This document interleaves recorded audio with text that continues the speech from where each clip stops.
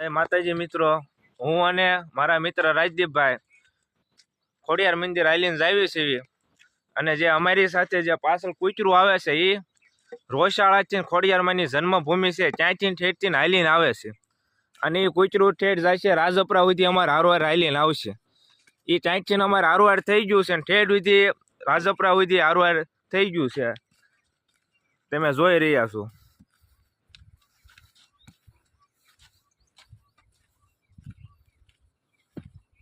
આ કૂતરું છે એ રોશાળાથી આવ્યું છે, ખોડિયારમાંની જન્મભૂમિ છે ત્યાંથી, અને આ રાજપરા સુધી પોગવામાં તૈયારીમાં છે।